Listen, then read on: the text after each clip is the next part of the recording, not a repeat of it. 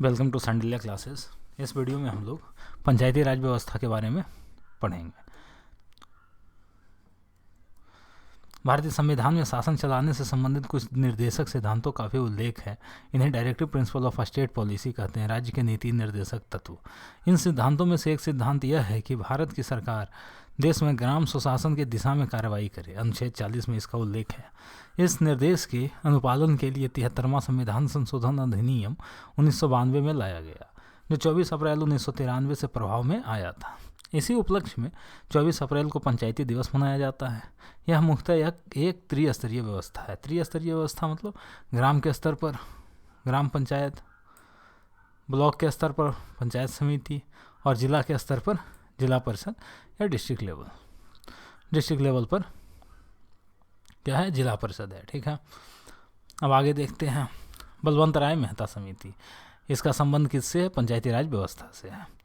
इसका गठन कब किया गया? 1957 में किया गया, और इन्हीं के द्वारा जो रिकमेंडेशन दिया गया था उसको 73वां संविधान संशोधन के द्वारा लागू किया गया।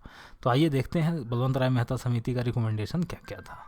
भारत में पंचायती राज की स्थापना के उद्देश्य से ही भारत सरकार ने बलवंत राय मेहता की अध्यक्षता में एक समिति की नियुक्ति की थी। इस समिति ने भारतीय लोकतंत्र की सफलता के लिए, लोकतंत्र की इमारत को मजबूत करने के लिए आवश्यकता पर बल दिया। इसके लिए उसने प्रजातांत्रिक विकेंद्रीकरण के सिद्धांत को लागू करने की सिफारिश की। इस समिति ने निम्नलिखित सुझाव दिए। अब सुझाव देखने से पहले हम लोग देखते हैं कि प्रजातांत्रिक विकेंद्रीकरण है क्या। ठीक है, प्रजातांत्रिक विकेंद्रीकरण है क्या? तो लोकतांत्रिक या प्रजातांत्रिक विकेंद्रीकरण से क्या तात्पर्य है? लोकतांत्रिक विकेंद्रीकरण का अर्थ है कि शासन सत्ता को एक स्थान पर केंद्रित करने के बजाय उसे स्थानीय स्तरों पर विभाजित किया जाए, ताकि आम आदमी की सत्ता में भागीदारी सुनिश्चित हो सके और वह अपने हितों व आवश्यकताओं के अनुरूप शासन संचालन में अपना योगदान दे सके। भारत दुनिया का सबसे बड़ा लोकतंत्र है, और कभी कोई भी देश, राज्य या संस्था सही मायने में लोकतांत्रिक तभी मानी जा सकती है जब शक्तियों का उपयुक्त विकेंद्रीकरण हो एवं विकास का प्रवाह ऊपरी स्तर से निचले स्तर, टॉप टू बॉटम की ओर होने के बजाय निचले स्तर से ऊपरी स्तर, बॉटम टू अप की ओर हो। पंचायती राज व्यवस्था में विकास का प्रवाह निचले स्तर से ऊपरी स्तर की ओर करने के लिए वर्ष 2004 में पंचायती राज को अलग मंत्रालय का दर्जा दिया गया। भारत में पंचायती राज के गठन व उसे सशक्त करने की अवधारणा महात्मा गांधी के दर्शन पर आधारित है। गांधी जी के शब्दों में, सच्चा लोकतंत्र केंद्र में बैठकर राज्य चलाने वाला नहीं होता, अपितु यह तो गाँव के प्रत्येक व्यक्ति के सहयोग से चलता है।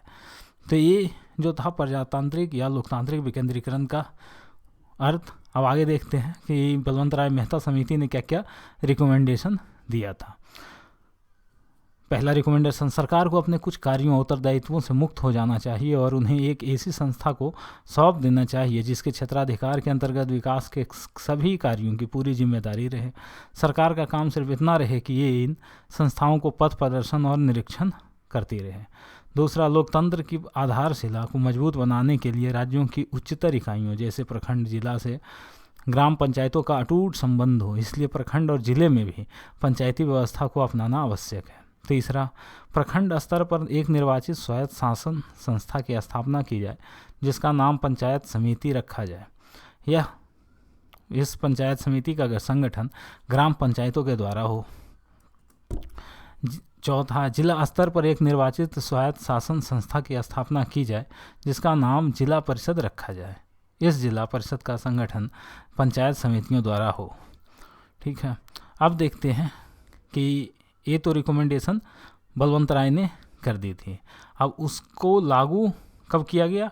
1993 में, 24 अप्रैल 1993 में, जिसके उपलक्ष्य में क्या है, 24 अप्रैल को हमेशा पंचायती दिवस मनाया जाता है हर साल।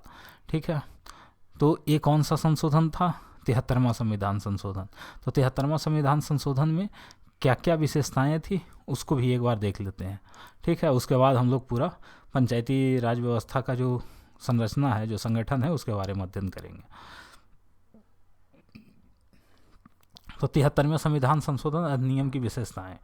इस संविधान संशोधन अधिनियम द्वारा संविधान में भाग 9 जोड़ा गया। भाग 9 में पंचायतें नामक शीर्षक के तहत अनुच्छेद 243 से 243(9) या इंग्लिश में 243 से 243(O) तक पंचायती राज के से संबंधित उपबंध हैं। एक त्रिस्तरीय ढांचे की स्थापना, ग्राम पंचायत, पंचायत समिति या मध्यवर्ती पंचायत और जिला पंचायत।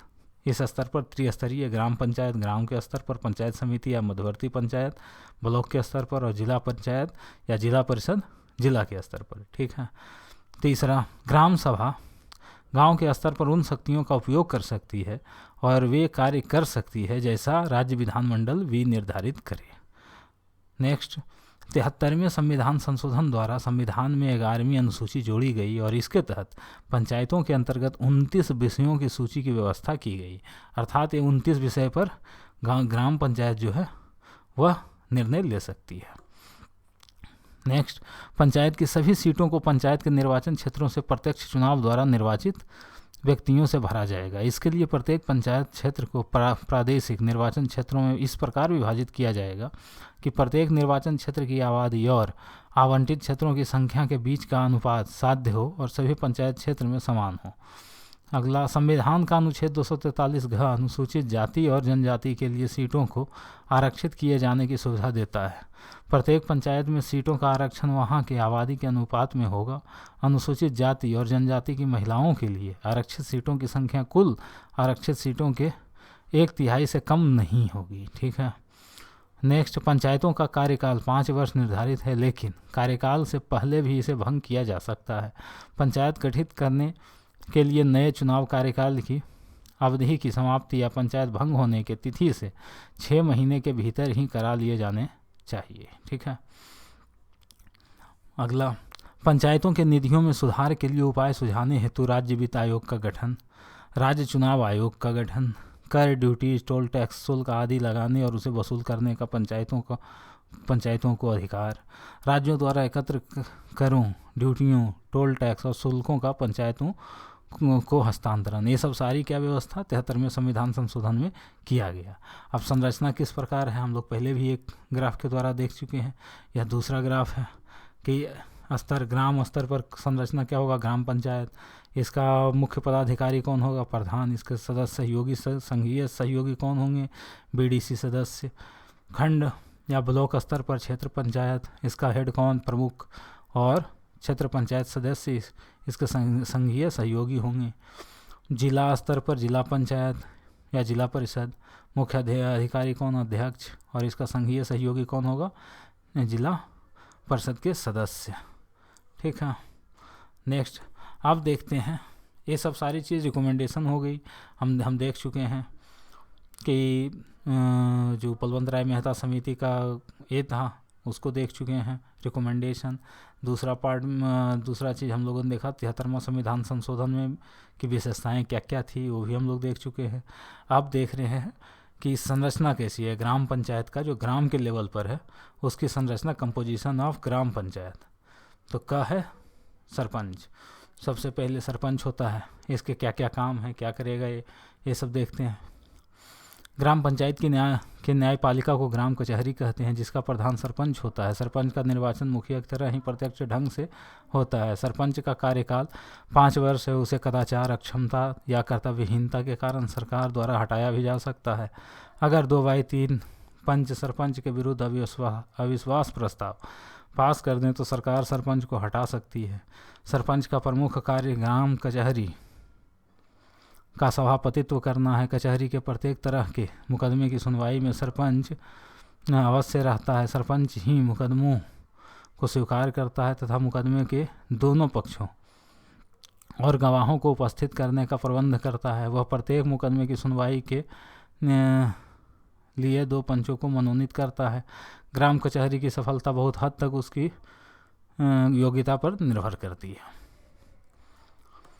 दूसरा है मुखिया। ग्राम पंचायत के अंतर्गत मुखिया का स्थान महत्वपूर्ण है। उसकी योग्यता तथा कार्य कुशलता पर भी ग्राम पंचायत की सफलता निर्भर करती है। मुखिया ग्राम पंचायत की कार्यकारिणी समिति के 4 सदस्यों को मनोनीत करता है। मुखिया का कार्यकाल 5 वर्ष है, परंतु ग्राम पंचायत अविश्वास प्रस्ताव पास कर मुखिया को पदच्युत कर सकती है। पंचायत के सभी कार्यों की देखभाल मुखिया ही करता है। मुखिया अपनी कार्यकारिणी समिति की सलाह से ग्राम पंचायत के अन्य कार्य भी कर सकता है। ग्राम पंचायत में न्याय तथा शांति की व्यवस्था करने का उत्तरदायित्व उसी पर है। उसकी सहायता के लिए ग्राम रक्षा दल भी होता है। उसे ग्राम कल्याण कार्य के लिए बड़े बड़े सरकारी पदाधिकारियों के समक्ष पंचायत का प्रतिनिधित्व करने का भी अधिकार है। वह ग्रामीण अफसरों के आचरण के विरुद्ध शिकायत भी कर सकता है। तीसरा कौन है? पंचायत सेवक। प्रत्येक ग्राम पंचायत का एक कार्यालय होता है जो एक पंचायत सेवक के अधीन होता है। पंचायत सेवक की नियुक्ति राज्य सरकार द्वारा होती है। उसे राज्य सरकार द्वारा निर्धारित वेतन भी मिलता है। ग्राम पंचायत की सफलता पंचायत सेवक पर ही निर्भर करती है। वह ग्राम पंचायत के सचिव के रूप में कार्य करता है और इस नाते उसे ग्राम पंचायत के सभी कार्यों के निरीक्षण का अधिकार है। वह मुखिया, सरपंच तथा ग्राम पंचायत को कार्य संचालन में सहायता देता है। राज्य सरकार द्वारा उसका प्रशिक्षण होता है। ग्राम पंचायत के सभी ज्ञात अज्ञात प्रमाण पंचायत सेवक के पास सुरक्षित रहते हैं, अतः वह ग्राम पंचायत के कागजात से पूरी तरह परिचित रहता है और आवश्यकता पड़ने पर उन्हें पेश करता है। संक्षेप में ग्राम पंचायत के सभी कार्यों के संपादन में उसका महत्वपूर्ण स्थान है। चौथा है ग्राम रक्षा दल। 18 से 30 वर्ष के स्वस्थ युवकों से ग्राम रक्षा दल बनता है। गांव की रक्षा के लिए यह दल होता है जिसका संगठन ग्राम पंचायत करती है। चोरी, डकैती, अगलगी, बाढ़, महामारी इत्यादि आकस्मिक घटनाओं के समय यह दल गांव की रक्षा करता है। इसका नेता दलपति कहलाता है। अब ग्राम पंचायत के क्या क्या कार्य हैं? पहला, पंचायत क्षेत्र के विकास के लिए वार्षिक योजनाएं तैयार करना। दूसरा, वार्षिक बजट तैयार करना। तीसरा, प्राकृतिक आपदा में सहायता पर कार्य पूरा करना। चौथा, लोक संपत्ति से अतिक्रमण हटाना। कृषि और बागवानी का विकास और उन्नति। बंजर भूमि का विकास। पशुपालन, डेयरी उद्योग और मुर्गी पालन। चारागाह का विकास। गाँवों में मत्स्य पालन का विकास। सड़कों के किनारे और सार्वजनिक भूमि पर वृक्षारोपण। ग्रामीण खाद्य एवं कुटीर उद्योगों का विकास। ग्रामीण गृह निर्माण। सड़क, नाली, पुलिया का निर्माण एवं संरक्षण। पेयजल की व्यवस्था। ग्रामीण बिजलीकरण एवं गैर परंपरागत ऊर्जा स्रोत की व्यवस्था एवं संरक्षण। प्राथमिक एवं माध्यमिक विद्यालयों सहित शिक्षा, वयस्क एवं अनौपचारिक शिक्षा, पुस्तकालय, सांस्कृतिक कार्यक्रम आदि की व्यवस्था करना। ग्रामीण स्वच्छता, लोक स्वास्थ्य, परिवार कल्याण कार्यक्रम, महिला एवं बाल विकास, विकलांग एवं मानसिक रूप से मंद व्यक्तियों, कमजोर वर्ग, खासकर अनुसूचित जाति एवं जनजाति के कल्याण संबंधी कार्यक्रमों को पूरा करना। जन वितरण प्रणाली की उचित व्यवस्था करना। धर्मशालाओं, छात्रावासों, खतालों, कसाई खानों, सार्वजनिक पार्क, खेलकूद का मैदान, झोपड़ियों का निर्माण एवं व्यवस्था करना। ग्राम पंचायत के आय के स्रोत क्या हैं? ग्राम पंचायत के आय के निम्नलिखित साधन हैं। भारत सरकार से प्राप्त अंशदान, अनुदान या ऋण अथवा अन्य प्रकार की निधियां। राज्य सरकार द्वारा प्रदत्त चल एवं अचल संपत्ति से प्राप्त आय। भू राजस्व एवं सेस से प्राप्त राशियां। राज्य सरकार द्वारा प्रदत्त अंशदान, अनुदान या ऋण संबंधी अन्य आय। राज्य सरकार की अनुमति से किसी निगम, निकाय, कंपनी या व्यक्ति से प्राप्त अनुदान या ऋण। दान के रूप में प्राप्त राशियां या अंशदान। सरकार द्वारा निर्धारित अन्य स्रोत। ठीक है, ये सब सारे क्या हैं? ग्राम पंचायत जो है उसके आय के साधन हैं।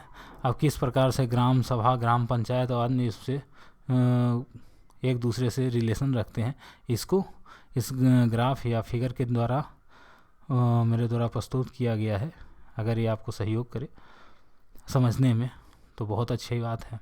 इसे एक बार ज़रूर सरसरी निगाह से देखें, काफ़ी मदद मिलेगा एक जगह कोऑर्डिनेट करके देखने में।